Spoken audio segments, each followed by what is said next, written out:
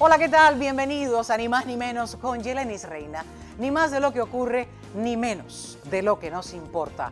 Cuba se está quedando sin combustible y no lo dice la oposición, lo dice el propio régimen, quien ha emitido un NOTAM. Esto en inglés es un Notice to Air Missions. En español, un aviso técnico dentro del sistema aeronáutico internacional notificando a las aerolíneas internacionales que prácticamente no hay combustible de aviación en los aeropuertos del país. Es decir, la alerta salió del sistema del régimen. Y aún así, desde La Habana, aseguran que los vuelos se mantienen y el sobrino nieto del dictador cubano, Raúl Castro, habla de apostar a energías alternativas y que todo allí está bien. ¿Con qué se van a mantener encendidos estos aviones? ¿Con paneles solares? Yo pregunto, ¿en qué cabeza cabe todo esto? Duele, pero es una realidad. La isla se paraliza poco a poco. Y ya no es solo el transporte público, ¿no? Una oficina de envíos de paquetes a Cuba anunció que debido a la escasez de combustible, suspendieron los envíos de productos congelados y limitaron a un solo envío por persona y eliminaron la entrega a domicilio. ¿Se imaginan? Hasta la ayuda familiar desde el exterior comienza a resentirse. Por otra parte, en Washington, la presión aumenta. Los congresistas María Elvira Salazar, Mario Díaz Balart y Carlos Jiménez han solicitado revisar y revocar más de $100 millones en licencias de exportación hacia Cuba bajo la ley Helms-Burton de 1996. ¿De qué se trata este pedido? Al Departamento de Comercio y del Tesoro les amplío aquí más adelante. A todo esto se une ahora que el peso cubano se desploma a 500 por dólar en el mercado informal. Nivel histórico. La dolarización es supervivencia. Guatemala no va a renovar los contratos de la Brigada Médica Cubana. ¿Qué está pasando allí? Voy a conversar con un analista, reconocido analista cubano, residente en España, el doctor Elías Amor. Y en primera fila, el documental Nadie Escuchaba vuelve a proyectarse. ¿Dónde podremos ver este documental? Nuestro crítico de cine Alejandro Ríos me acompaña hoy para hablarnos sobre esta obra que denunció persecución política, encarcelamientos y represión en Cuba y sigue vigente hoy porque en la isla todavía se reprime a todo aquel que disienta. La censura no es pasado, es presente. Todo esto y más, aquí, en solo minutos. No se vayan. Quédense hasta el final, aquí en Ni Más Ni Menos, con Yelenis Reina. Ni más de lo que ocurre, ni menos de lo que nos importa. Comparte, suscríbete a mi canal y si te interesan los temas del programa, dale like, porque a mí también me gusta. ¡Vamos ya! Ni más ni menos con Yelenis Reina. Ni más de lo que ocurre, ni menos de lo que nos importa. Desde lo que pasa en tu barrio, en tu ciudad y en tu condado, hasta lo que acontece en nuestro estado, en el país y en el resto del mundo, con una mirada crítica, sin parcializarnos y sin miedo a los temas delicados. Ni más ni menos que la verdad. Comenzamos este Ni Más Ni Menos con Yelenis Reina, pues conversando con mi invitado de hoy, un destacado y conocido economista cubano residente en España, profesor y analista y crítico, muy crítico al modelo de economía cubano por todas las fallas que ha mostrado a lo largo de 67 años y también por su labor destacado en el Observatorio Cubano de Derechos Humanos. Muchísimas gracias, Elías Amor, gracias por estar a esta hora aquí en el programa, horario de España, aquí en Miami, un poco tarde, le agradezco doblemente por estar en el programa y su esfuerzo. Gracias, bienvenido. Es un placer estar con ustedes. Gracias por la invitación. Le he invitado porque es necesario en una situación como la que se encuentra Cuba, cada vez más crítica, por hora ya lo he dicho, pero notifican a la Red Internacional de Aeropuertos a través de un aviso conocido por sus siglas como NOTAM en inglés, y ellos aún el discurso no lo cambian. No pueden recibir vuelos, no pueden repostar aviones dentro de Cuba y el discurso no lo cambian y dicen que sí, que van a seguir recibiendo vuelos. ¿Cómo se explica esto? Entre otros temas que quisiera tratáramos hoy en el programa. Déjeme saber qué es lo que pasa allí dentro, además de la desconexión de la realidad, claro está. Pues yo creo que esa es la clave, la desconexión con la realidad. Estamos ante un gobierno de un régimen político perdido ya para la historia, no tienen futuro, ellos lo saben y están intentando lo que normalmente hacen, ¿no? Es desviar la atención para tratar de pasar este periodo de la mejor manera posible, intentar sobrevivir. A mí esto me está recordando cada día más a lo que ocurrió durante el llamado periodo especial, salvando las Sí, distancias. No es lo mismo, los años no 90, es la claro misma está. situación. Claro, pero lo que estamos viendo es que no hay petróleo en Cuba y sin embargo por algún sitio aparece petróleo. Es decir, no nos podemos confiar en ninguna de las informaciones que salen de dentro del país. Este mismo plan de contingencia que han aprobado, que ahora le llaman estrategia sectorial para luchar contra la opción cero, es un conjunto de ideas poco trabajadas, poco basadas y que no van a dar ningún resultado, y ya lo sabemos de antemano. Al final, la crisis humanitaria que se puede producir en Cuba como consecuencia de la falta de energía, sobre todo de electricidad, lo que va a traer consigo una situación complicada dentro del país es resultado de la actuación del gobierno. Y ellos van a intentar culpar a todos los de fuera de lo que está ocurriendo, pero lo que hay que tener claro es que eso que va a pasar en Cuba y que sabemos lo que va a ser un auténtico desastre, tiene su origen en la tosudez del régimen político y de las autoridades, que creo que esta vez esa idea de ganar tiempo y de sobrevivir, pues creo que no lo van a conseguir. Lograr tiempo a que se acabe el término de la presidencia de Estados Unidos, esta vez del presidente Donald Trump, yo no creo que les dé tiempo ni tengan suficiente productos para abastecerse durante estos cuatro años, quedan 3 años. Pero no es el tiempo el necesario como ya para que las personas fallezcan como está ocurriendo, no es el tiempo necesario de que estos personajes que dirigen ese gobierno digan, esta no es la fórmula, no sirvió. ¿Por qué siguen en el discurso y en el engaño? Tengo declaraciones del sobrino nieto del dictador cubano Raúl Castro Ruz, del Opo, como le digo yo, Oscar Pérez Oliva. Y es otro que volvió, tomó el librillo y se aprendió el guión y acaba de repetir algo. En esta época ya tan crítica, cuando ellos mismos del régimen es el que notifica a aerolíneas y aeropuertos internacionales que no tiene combustible para proveerle a los aviones. Vamos a escuchar estas declaraciones para continuar desarmando un poco lo que ellos tratan de organizar solo con palabras y que nos comente al respecto. Primero, el combustible disponible en el país se garantiza en primer lugar para asegurar la protección de los servicios esenciales a la población y las actividades económicas fundamentales. Esa es una premisa que tenemos que tener en cuenta porque es lo que sustenta todas las cuestiones que vamos a explicar aquí. Por otra parte, la generación de electricidad se sostiene en lo fundamental con la generación de nuestras centrales térmicas que consumen crudo nacional, con el gas acompañante que se produce como resultado de la producción de petróleo y con las fuentes renovables de energía que, como explicaba el presidente en su comparecencia, el año 2025 han tenido un salto importante y una participación muy superior incluso a la que estaba prevista en los planes iniciales en la matriz energética del país, y eso nos pone en mejores condiciones para enfrentar esta situación. También en estas acciones se ha priorizado el funcionamiento estable de las fuentes de abasto de agua fundamentales a la población. Es decir, estamos observando que todos los servicios vitales se mantengan funcionando.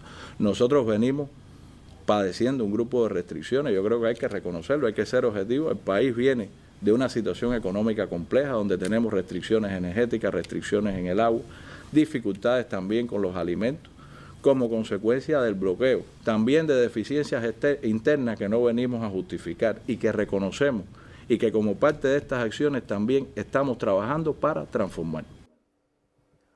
Poesía en un bosque oscuro y totalmente despoblado. Está hablando de algo como si no se supiera cómo viven los cubanos ahí dentro. Están hablando de apostar por la energía alternativa. ¿Este individuo creerá que se podrá encender un avión con un panel solar? Pues igual sí. Elías Amor, hagamos el análisis porque no quiero entenderlo, pero quiero Sí. saber por dónde le entra el agua al coco, como diría el refrán. A ver, ellos se entretienen mucho con los planes, porque la economía cubana es una economía de planificación central, en donde el Estado dirige todo el conjunto de las actividades económicas y ejerce un peso muy importante sobre toda la economía. Entonces, planificando, haciendo planes, estrategias sectoriales, planes de contingencia, etcétera, los comunistas son realmente máquinas. Lo que pasa es que luego eso no se concreta en resultados. La diferencia entre el comunismo y la economía de mercado es que la economía de mercado también hace planes, pero los consigue los resultados a base de esfuerzo, de innovación, de intercambio. Los comunistas creen que todo depende de unas cosas que se publican y que luego se van a llevar a término sin más. Lo que ha dicho este señor en su intervención es un desideratum, es como si fuera una carta a los Reyes Magos, confiando en que los Reyes Magos te dejen al menos uno o dos de los juguetes que se piden, pero ellos no son los que están haciendo esos esfuerzos para conseguir los juguetes. Y así ha sido durante 67 años. Y por eso les cuesta tanto reconocer que se les ha acabado su término y que lo que tienen que hacer es negociar una salida, la que sea, para evitar la crisis humanitaria que todos los indicadores apuntan que va a ocurrir en Cuba en los próximos meses y que evidentemente a ningún cubano de buena fe nos gustaría ver a nuestros hermanos de dentro de la isla padeciendo y sufriendo por culpa de esta crápula de dirigentes políticos que se niegan a reconocer que su tiempo se acabó. Su tiempo se acabó y le inculcan ideas y más ideas al pueblo para que siga aguantando, esperando, y han convertido y han normalizado ya el problema. El cubano siempre lo que dice ya es ahora, es que estamos en una situación difícil. Bueno, estamos. Es hora de moverse y hacer algo. Y si ese régimen no se mueve, el gobierno, el pueblo es el que va a tener que tomar las riendas de ese movimiento. Vamos con otra de las intervenciones de estos discursos que suelen además transmitir en televisión estatal para poder tener una idea de que si ellos de verdad creen que con un panel solar van a poder alumbrar a toda Cuba y con ese panel solar van a poder también poner en funcionamiento la economía de ese país, vamos a escuchar a una funcionaria de ese gobierno. Primero, nuestro país necesita la autonomía energética y el sol nadie nos lo puede bloquear. Por tanto, es una transición obligada para la calidad de vida del cubano hoy, llegar a su casa y poder cocinar, poder dormir y poder salir a trabajar al otro día con esa tranquilidad de que a la hora que regrese puede tener electricidad, es de verdad una felicidad para todos. Doctor Elías Amor. Sí, las energías renovables están en la agenda. Ellos tienen un plan, como tantos planes, para conseguir que Cuba incorpore las energías renovables. Pero esto no se consigue de un año para otro. Los países que han puesto en marcha fuentes renovables de energía y han tenido éxito, la República Dominicana, por ejemplo, es un ejemplo y está al lado de Cuba. Paraguay ya produce toda la electricidad que se consume en el país, viene de renovables, de la fuerza de los ríos. Pero esto no se puede hacer en un año, ni en dos. Esto ya lo tendrían que haber empezado. Claro, esto ya lo tendrían que haber empezado hace 10 años, 15 años. Pero ¿qué han estado haciendo? Han estado viviendo del petróleo de Venezuela, que era un negocio redondo para las arcas del Estado porque recibían dos barcos. Un barco para consumo interno y el otro para reexportarlo en forma de derivados a los países de la zona del Caribe, actuando como una maquila de Venezuela. Eso es una vergüenza.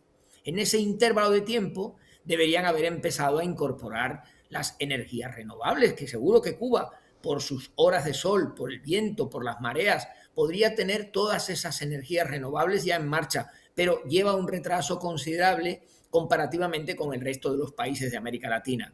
El dinero de la inversión pública en Cuba se ha destinado en los últimos años solo a construir hoteles. Esta es la dura realidad y eso ha sido un fracaso del régimen, porque el año pasado llegaron a Cuba solo 1.8 millones de turistas, que es la cifra más baja que se recuerda desde que Fidel Castro autorizó el turismo allá por la época del periodo especial. Luego, por tanto, van de fracaso en fracaso. Y los cubanos lo que no van a aceptar ahora en este momento es un deterioro creciente de su nivel de vida, de las condiciones de vida con respecto a lo que están sufriendo, porque es que eso ya es el límite, es la implosión del sistema. Y lo que estamos intentando es advertir de las consecuencias nefastas que esto puede tener incluso para una futura transición a la democracia y a la libertad en la isla. Es la implosión dentro de la implosión, porque ningún gobierno está enviando ayuda humanitaria, precisamente sí el enemigo, Estados Unidos, está enviando ayuda humanitaria, canalizándola a través de la iglesia, pero las ayudas, como siempre ha vivido Cuba de ellas, de eso no se puede sostener ningún país. Y eso es a lo que toda la vida ellos han aspirado, y ahora es que están corriendo, como acaba de mencionar Elías Amor, acaban de empezar a correr para gestionar como en realidad se debe manejar un gobierno. Y en muy poco tiempo no se va a ver. El turismo, su primer ingreso o uno de sus primeros ingresos va en decadencia, como acabas de mencionar, la cantidad que ha perdido, pero otro de sus ingresos, también bastante fuerte, eran los médicos que tenía como esclavos, moneda de cambio en diferentes países del mundo. Ahora más reciente, esta de la Brigada Médica Cubana que opera en Guatemala desde el año 98, este año se anunció el gobierno de Guatemala que hasta que termine de operar el último médico van a estar allí. Ese dinero tampoco les va a llegar. ¿Cómo es que ellos siguen diciendo que se van a sostener, que pueden? ¿Qué pueden hacer ellos cuando ya ahora mismo ni el turismo ni los doctores les va a devengar ningún tipo de aquellas ganancias que recibía? Pues pocas cosas pueden hacer, porque realmente el problema que tiene el régimen comunista cubano es que no ha hecho nada desde 1959 para situar a Cuba en la economía mundial.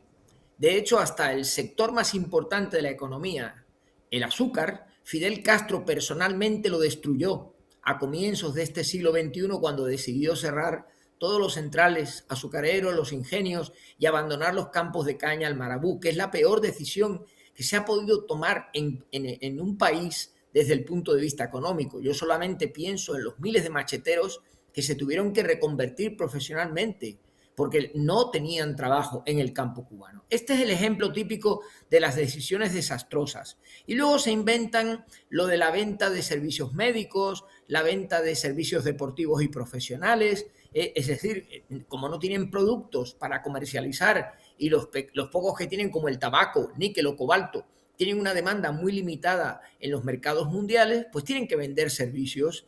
Y yo creo que eso puede ser una buena estrategia, pero no como un régimen comunista. Los servicios se venden en el exterior siempre y cuando las personas que quieran trabajar en eso vayan libremente a prestar los servicios y que luego manden dinero a las familias. Por ejemplo, el rubro más importante que tiene la economía cubana en este momento son las remesas de las familias. Sin embargo, las remesas que envían los cubanos no tienen el mismo efecto que las que mandan los dominicanos o los colombianos, por poner dos ejemplos. En esos países se construyen pisos, se invierte en negocios, las familias reciben las remesas, la ponen en el banco y pagan la hipoteca de los edificios, de los negocios, etc. En Cuba, las remesas se destinan a subsistencia. La gente las utiliza para poder llegar a fin de mes, para poder comprar aceite, para poder comprar productos de limpieza o productos de cualquier tipo, siempre de precio barato. Y esto es por culpa del régimen también, porque los comunistas no quieren la propiedad privada, la detestan, la proscriben. Y por tanto en Cuba, aunque a ti tu familia te mandara dinero para que te construyeras una casa o que compraras una vivienda, el régimen solo te permite tener una en propiedad. Este es un buen ejemplo de las decisiones económicas tan malas que se toman en un país en donde existe la ideología comunista y que tiene a Cuba atrasada, completamente atrasada y depauperada, cayéndose los edificios, con las basuras en las calles, malos olores, con las aguas residuales que se combinan por las mismas cañerías que las aguas que se beben, provocando epidemias. Sí, es un auténtico desastre, un caos. Y los cubanos de buena fe no podemos permanecer inertes ante lo que es la destrucción de la patria.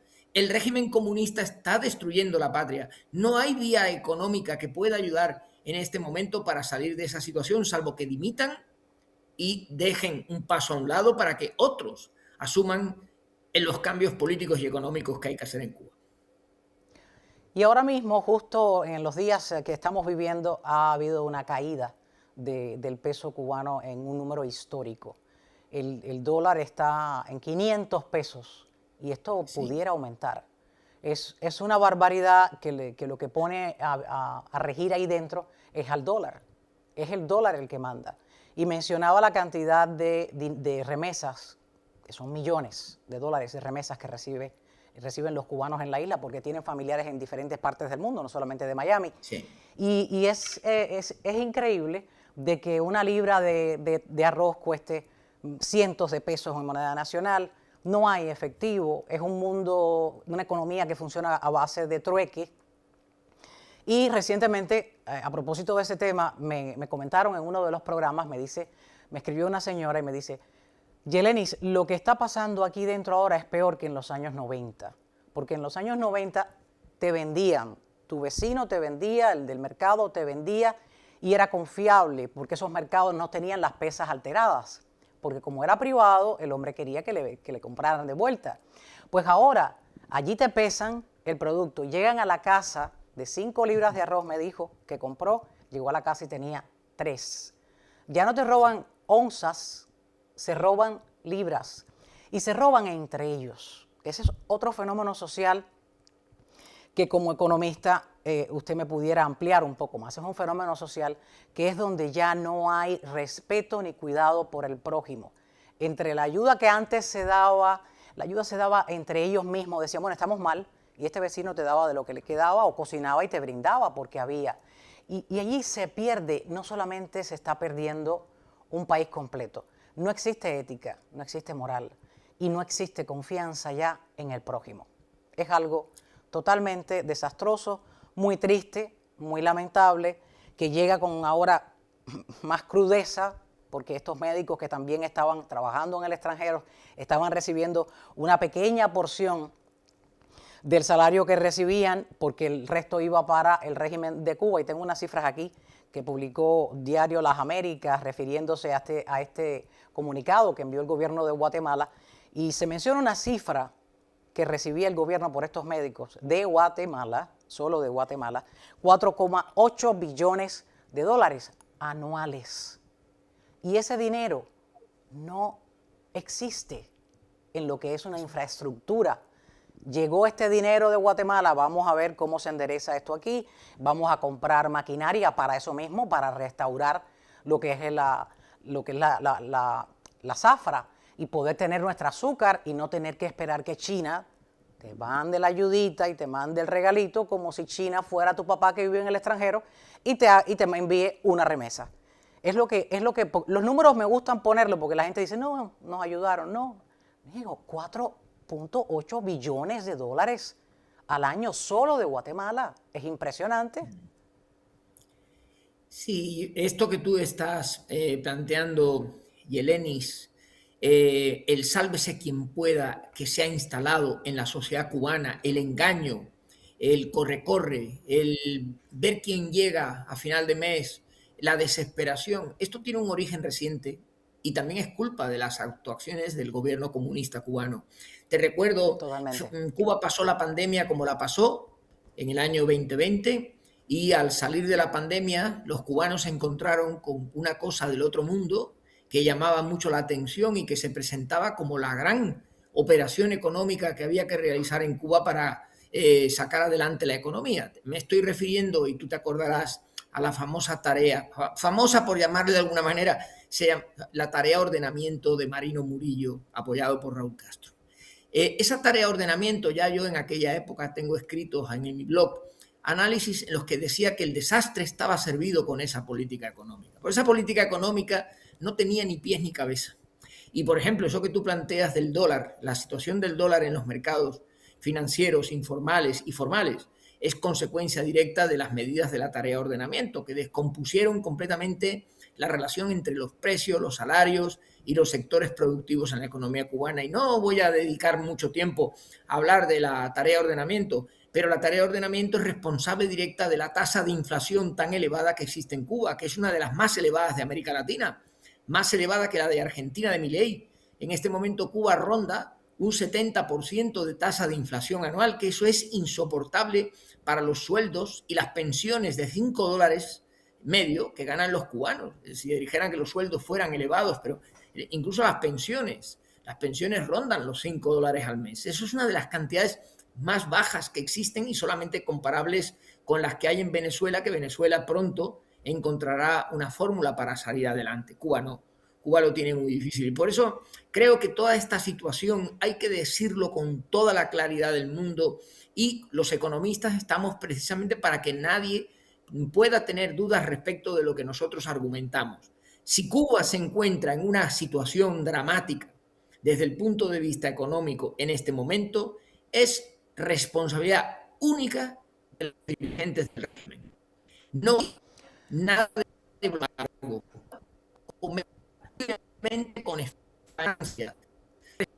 Una responsabilidad que omiten, y es una responsabilidad que se agrava por cada día que va sucediendo. No petróleo, México está vetado, anunciado de que no lo haga, envíe petróleo a Cuba. Venezuela ya no lo hace, dinero de Venezuela ya no llega. El turismo en baja, lo que se llama ahora mismo el llamado que están haciendo los congresistas María Elvira Salazar, Mario Díaz Balart, Carlos Jiménez, ese pedido de investigación exhaustiva a esas compañías que tienen licencia a través de OFAC, y que se está haciendo notar que esa cantidad de productos que estas agencias están enviando a Cuba son mayormente para organizaciones estatales del régimen, y que, por cierto, viola flagrantemente la ley Helms-Burton. Si esto dejara de llegar allí, ¿cómo se vería Cuba sin ese petróleo, sin ese dinero y sin estas no remesas? Estamos hablando de empresas de envío a Cuba que se dedican a enviar estos autos modernos que terminan en estas empresas estatales. ¿Cómo sería ese escenario allí dentro, doctor Elías Amor? Pues sería un escenario dantesco, porque la economía cubana es una economía muy dependiente del exterior para poder funcionar. Eso es una herencia diabólica que dejó el comunismo ruso soviético, que convirtió a Cuba en un títere al servicio de los intereses del imperio soviético en aquella época, a cambio de dinero que Cuba recibía graciosamente y que le suponía que no se activaran los distintos sectores que había tenido la economía cubana. Ya en los años 50 Cuba era una gran potencia económica en muchas actividades, no solamente el azúcar y el tabaco, pero ese dinero fácil que llegaba de la URSS y de los países del CAME, del este de Europa, hizo que la economía cubana se convirtiera en una becaria cualificada que tampoco se preocupaba demasiado por mejorar su capacidad productiva. Por tanto, luego llegó Venezuela, lo mismo. Venezuela aportaba el dinero, el petróleo, la financiación externa. Y el problema fundamental es que Cuba no es capaz de producir internamente. Otros países adoptarían políticas económicas de recuperación interna. Por ejemplo, el sector de la construcción de vivienda, que es necesario en Cuba. ¿Por qué no se construyen viviendas en Cuba? La construcción de vivienda genera empleo, genera salarios. El sector agropecuario cubano está abandonado de la mano de Dios. Los guajiros no tienen ningún incentivo para producir cosechas que luego malvenden, tanto al Estado como en el sector privado. ¿Por qué no se fomenta el desarrollo de los transportes, de la logística? ¿Por qué no se desarrollan las infraestructuras? Los países no dependen de fuera, sí, por supuesto dependen de fuera cuando sacan sus productos hacia los mercados internacionales en forma de exportaciones. ¿Cuba qué exporta? Colaboración. Nada. Colaboración, Claro, pero es como se llama. Pero eso es una cosa que... Pero la que colaboración, tiene como bien mencionas, necesita de ambas partes. Yo te doy esto porque tengo en mi tierra, es fértil para este producto, pero necesito otro producto que no puedo producir yo, e intercambiamos y hacemos negocios. Pero eso en Cuba, cero. Todo es dependencia desde la era soviética, y también es un comportamiento que han heredado los ciudadanos cubanos también, porque están a la espera de lo que pase. No hay una educación de derechos, no hay una educación de acción. Bueno, yo estoy yendo al trabajo, yo te estoy cumpliendo, tú me estás dando un salario, pero este salario no me sirve. Entonces tampoco hay competencia, porque no te puedes ir a otra empresa como economista, dirías, bueno, pues soy profesor de economía en esta escuela, me voy a la otra. No existe competencia, y es todo un círculo de locos, que si no acaban de tomar razón y tomar realmente cartas en el asunto y responsabilidades reales, no verbales. Entonces pueden mejorar un poco y esperar que entonces de aquí a cierto tiempo, 4 o 5 años, pues puedan ver el fruto de su sembrado. Es tan crítica la situación dentro de Cuba que tengo imágenes que muchas personas dijeron, nunca pensé que yo iba a ver esto. Ahí lo ven. Es un artículo que publicó Martín Noticias y ahí están las imágenes. Esto es un féretro. Esto es lo que le llaman el féretro dentro de una caja de cartón. Y la caja de cartón es de un refrigerador roto. Ahí dentro descansa el cuerpo de un anciano. Vamos a escuchar declaraciones de la familia del fallecido en el poblado de Holguín, en Velasco. Que no hay vergüenza en este país. No hay vergüenza.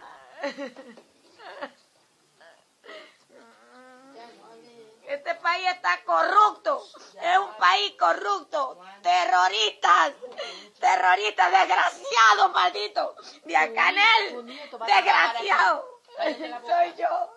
Que no hay caja para enterrar a los muertos a un combatiente. Da vergüenza. Da vergüenza. Al otro. Mira allí, pon allí.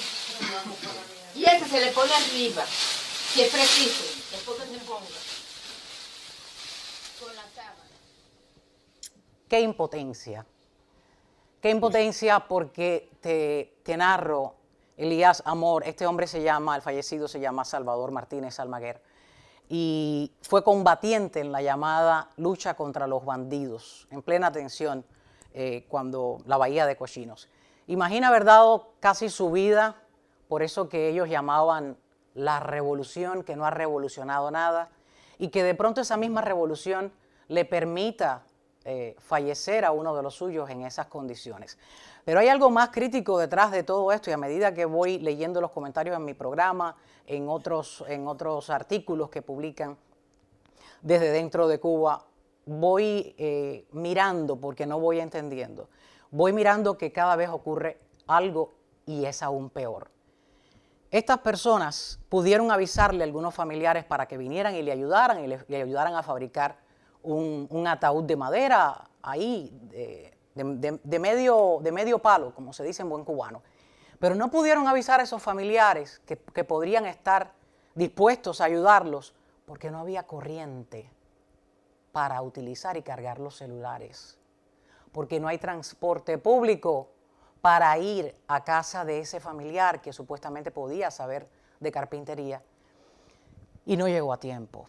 Y ese señor el cuerpo de ese señor se estaba descomponiendo ahí entre ellos. ¿Hasta dónde vamos a llegar, profesor Elías Amor? ¿Hasta dónde podría llegar esa Cuba, como digo yo, esa Cuba bella que llora? Pues yo creo que este ejemplo que acabas de poner, que nos conmueve porque somos personas de buen corazón y ver este tipo de cosas realmente hacen daño, ¿verdad? Yo ya lo he dicho antes, creo que Cuba, si el régimen no reacciona al llamado a la negociación, a dar un paso a un lado y dejar que otros asuman la dirección económica y política del país, Cuba puede entrar en una crisis humanitaria de proporciones dantescas en unas semanas. Y vamos a ver escenas como esta e incluso peores, porque no hay recursos para afrontar una situación como la que se va a producir en el país a resultas de las medidas que se han ido adoptando o que se han ido anunciando. De momento se han anunciado en el programa de televisión de Mesa Redonda, la reducción de los trenes a la mitad, la reducción de los ómnibus a la mitad, el cierre de las oficinas durante 3 días a la semana y la apertura 4, el uso del teletrabajo. Yo me pregunto cómo van a teletrabajar si se va la luz. Toda es una serie de medidas locas que no van a servir para que la gente coma, para que a la gente le retiren la basura de la puerta de su casa y para que la gente cuando beba agua se asegure de que el agua esté limpia y que se pueda beber. Yo creo que el drama es de proporciones dantescas y me da la sensación de que las autoridades comunistas, este señor que antes salió, Pérez Oliva Fraga, no se dan cuenta del daño irreparable que pueden provocar en la sociedad cubana si se empecinan en continuar con unas políticas que ya han llegado a su fin. Yo creo que ellos deberían de aprovechar la coyuntura, dar un paso a un lado y decir, hasta aquí hemos llegado, esto ya no podemos más, reconocerlo abiertamente y que sean otros los que se pongan al frente de la nave para ver de qué manera se saca a Cuba del agujero enorme en el que la ha dejado el comunismo. Un agujero inmenso y negro. Muchísimas gracias, Sí. profesor, analista Elías Zamora, por su tiempo, sus conocimientos y el análisis para poder ver dónde está cada quien de estos individuos que definitivamente en su casa hay corriente, hay agua, hay alimentos y todavía tienen un transporte funcionando. Pues sí. Muchas gracias por la invitación, ha sido un placer, a su disposición para cualquier otro programa.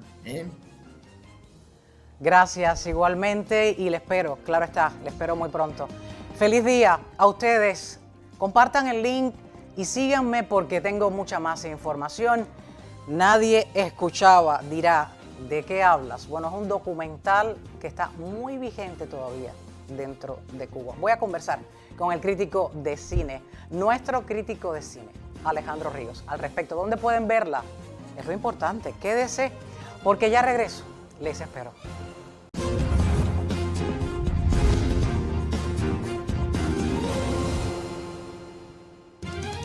Aquí en Ni Más Ni Menos con Yeleni Reina y en primera fila nuestro crítico de cine Alejandro Ríos.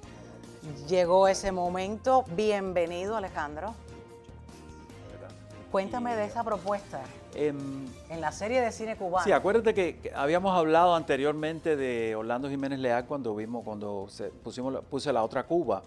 Esta es una serie, un poco lo repaso, que cuando en 1993, cuando yo llegué aquí, se la propuse al doctor Eduardo Padrón, que dirigía Miami, que era el presidente de Miami-Dade College, y me dijo, está bien, vamos a hacerlo. Y desde entonces, a veces ha tenido su pausa, pero otra vez ha tomado impulso. Y espacio que creaste. Espacio que creé y que yo curo y que lo curas. Y por suerte decido la película, lo cual es muy... O sea, hay mucha confianza, quiero decir, hay mucha confianza en lo que hago. Y entonces... ahora, luego de esa, yo dije, este es un momento bueno para repasar los clásicos.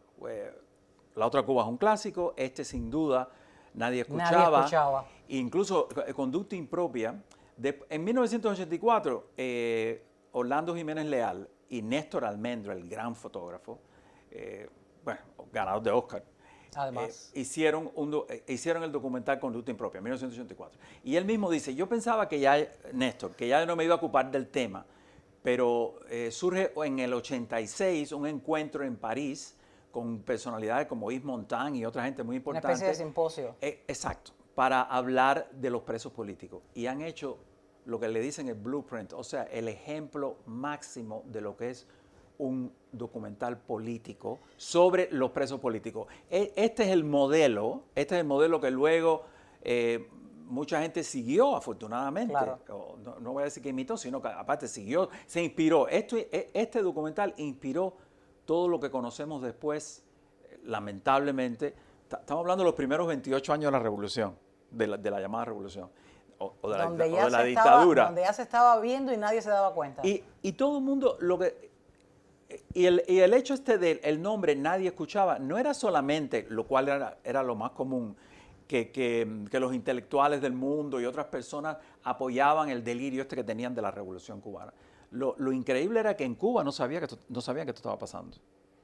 O sea, el preso político, nadie sabía que estaba en una gaveta con 6 personas parados y uno acostado, que tenían que hacer las necesidades arriba uno del otro, las necesidades fisiológicas. Bueno, no había información. Nadie sabía esto. No había información abierta, eso no se decía, era prohibido. Y el castrismo es la cancha en eso, o sea, en ocultar, en compartimentar, en decir, ustedes son gusanos y ustedes son buenos. Es increíble, pero este documental lo va desglosando de una manera fabulosa. Creo que tenemos el segmento primero donde Ulla se comunica con alguien del ICAI, con uno de estos comisarios políticos, le propone hacer un documental sobre los derechos humanos y el hombre le entra como una duda. A pesar de que él le dice, vamos a pagar todo, vamos a pagar la filmación, todo. Pero mira la respuesta de, vamos a ver de ese este fragmento. sicario del régimen.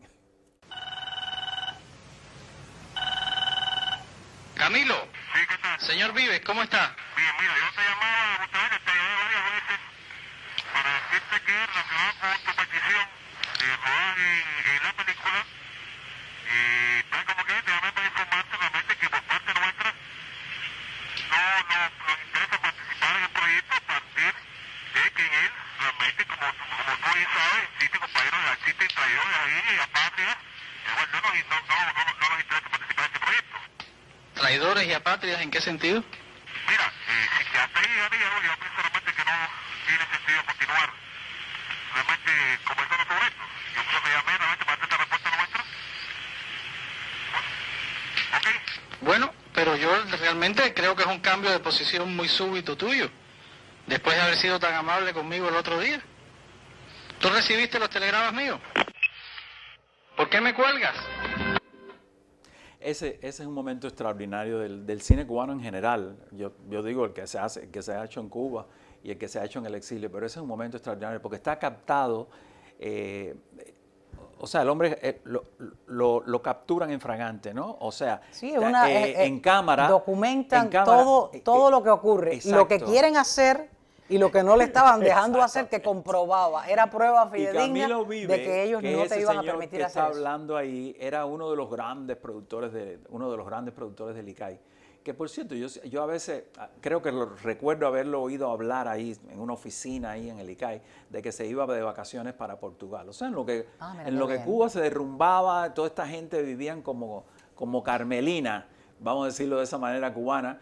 Y este señor tenía tiempo y tenía posibilidades y dinero para pasar sus vacaciones en Portugal. Este mismo que está hablando ahí, mira, este es el otro, lo que vimos fue el comienzo y este es el final del documental, donde Clara Abraham, la madre de Pedro Luis Boitel,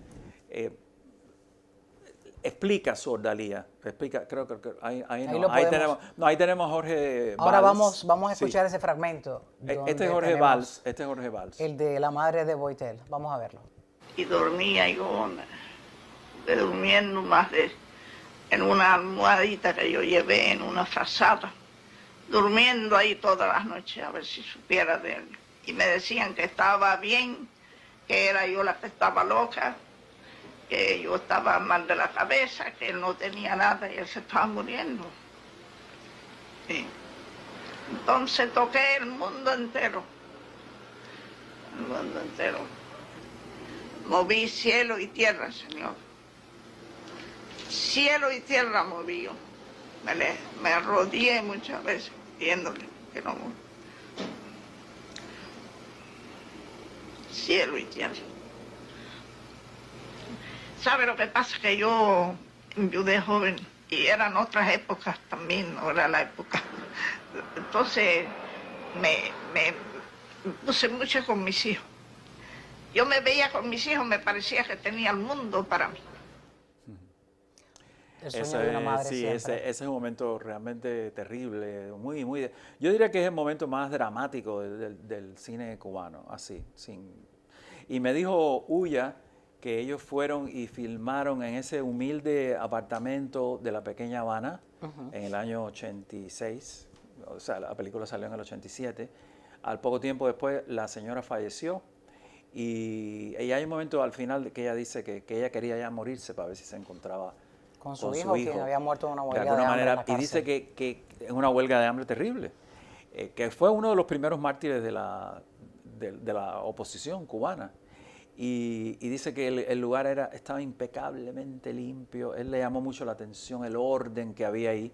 Y ya tú puedes ver la delicadeza con la cual está filmado esta secuencia, ¿no? Mucho cuidado, y esta señora habla de todavía la vigencia que tiene, porque luego hemos visto, después del 11J, hemos visto madres reclamando de la misma manera que le dejen que le dejen salir a los hijos, que los liberen. Que son niños que están presos, igual que ahora los del cuartico, o sea, y esta gente no amaina, o sea, la represión realmente no amaina, y yo creo que es por eso que este documental tiene una vigencia muy especial, y es por eso que hemos decidido ponerlo una vez más.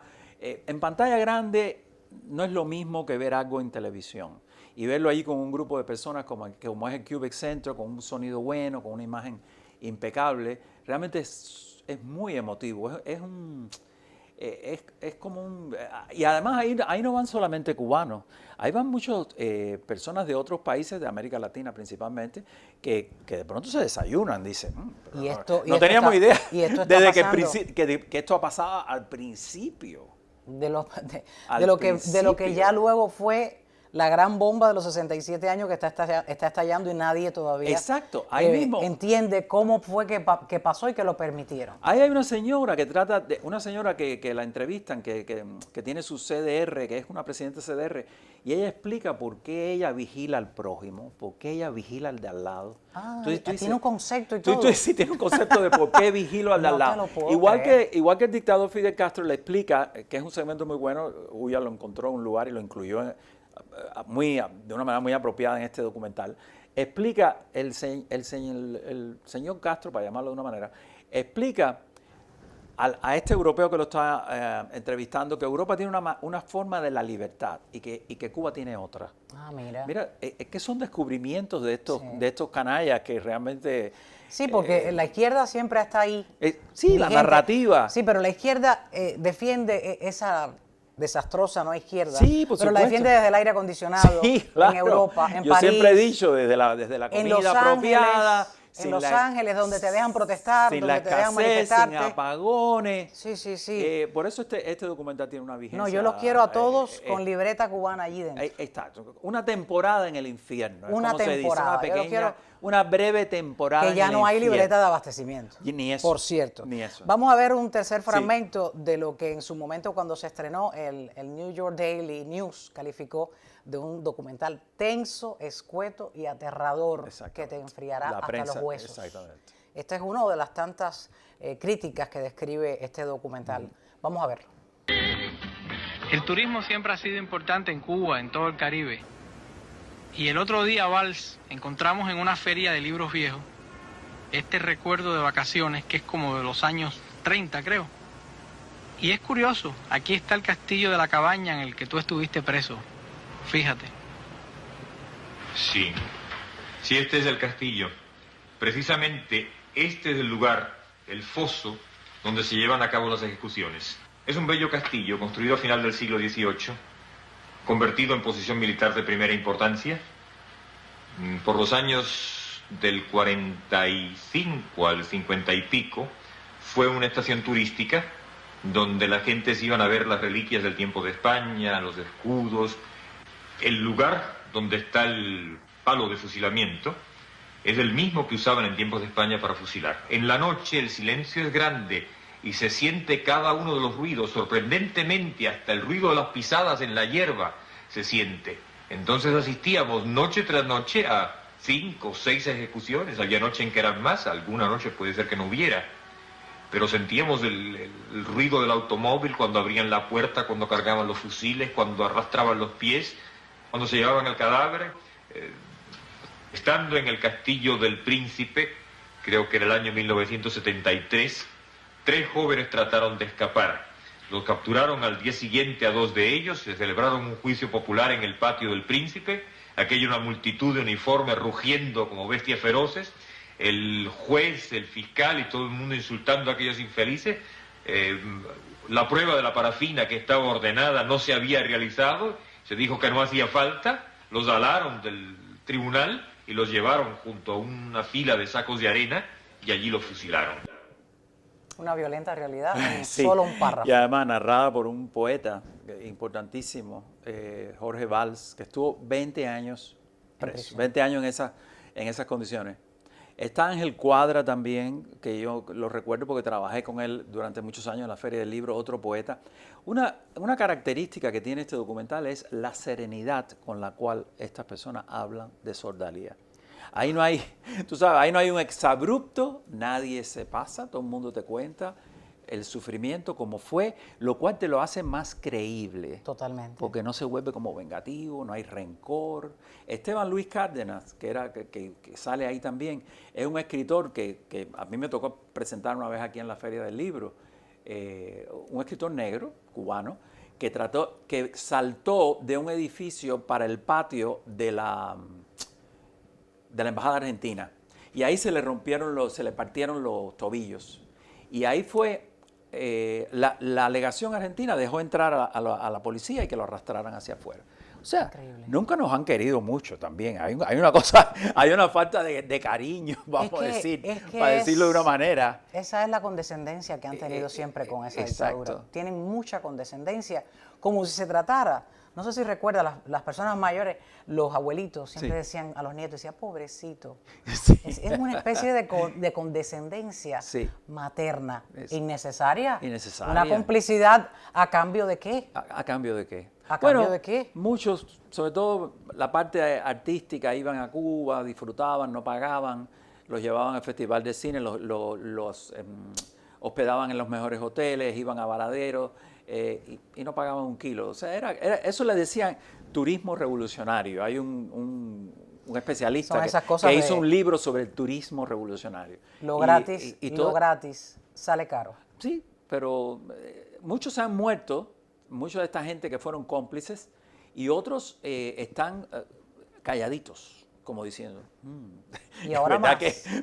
Ahora más. Y ahora más porque estamos al borde de algo. Porque se suceden todos los días y ahora existe la internet. Exacto. Que cuando el dictador cubano Fidel Castro no existía ni estaba abierta para los cubanos. Y nadie escuchaba. Ese es el título que le viene de perilla a ese documental, porque ahora, como tú dices, están los medios sociales y lo que ocurre ahorita ya está aquí, ya está aquí después.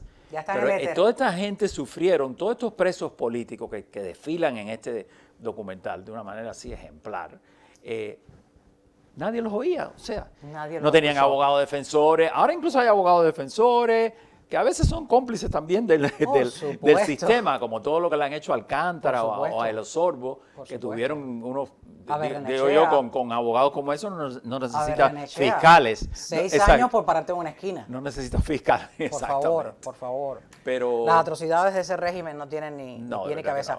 No, ¿dónde podemos verlo? En el Cubic Center, gratis, y tenemos la pantalla, ahí vamos a ver. ¿Dónde se reserva? Si van a miamifilmfestival.com, porque es necesario reservar porque ahí hay solamente 195 butacas. Y entonces reservan, van allí.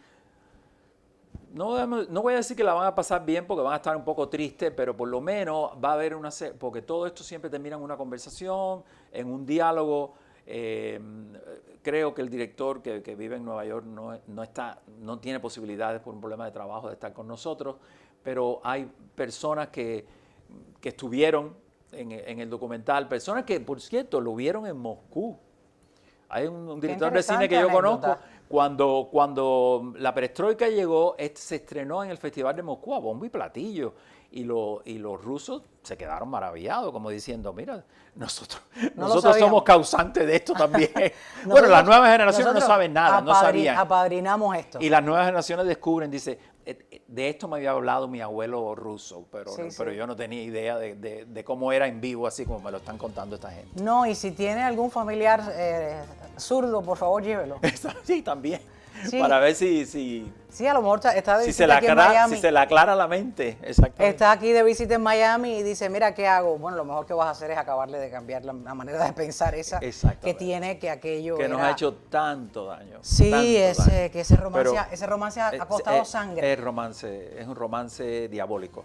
Totalmente. Un romance que nos ha costado sangre. Exactamente. Ya lo saben, nadie escuchaba, documental dirigido por Jorge Ulla y Néstor Almendros. 20 de febrero, 7 de la noche, Cubic Center. En el Cubic Center, y llamar para reservar, para que puedan tener esa butaca gratis. Yo creo que no es trabajo, llamar. Sí. Gracias, Alejandro Ríos. Muchísimas gracias. Por nada, a ustedes les espero en solo minuticos, segunditos, con sus saludos, sus comentarios. Gracias.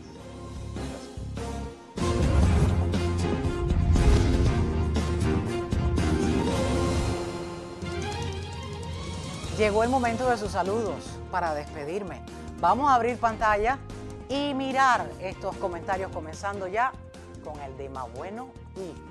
Hay unos nombres de los usuarios que me siguen que son toda una carrera para perfeccionar mi carrera de locución. Gracias, Mabueno y, por tu comentario. Complicidad evidente. Oscar Lacayo, te están dando tu corazoncito ahí, Juan Pinagamura. Oscar Lacayo, pues comentó, esta presidente es mafiosa. También hay respuestas, corazoncitos para ti. Walfrido Turro escribió, nosotros los cubanos nos vamos a ocupar de cerrar las embajadas de Cuba de comunistas corruptos. Gracias por escribir, comentar. Y también voy a leer de Leonardo Díaz Villafaña. Escribió, ¿quién recibirá y ha pagado estos libros que se editan en México? Se cuestiona. ¿Estos libros se distribuyen también en las escuelas a los estudiantes mexicanos? Leonardo Díaz Villafaña desde Cuba me pone, gracias Leonardo por ver el programa desde allá y comentar. Aldo Rodríguez escribió, los Castros son vampiros. Gracias, ahí tu corazoncito. Pedro González, Yelenis, a usted y a su valiosísima invitada Verónica Ayala, muchas bendiciones a ambas. Gracias, gracias Pedro González, igualmente para ti y toda tu familia.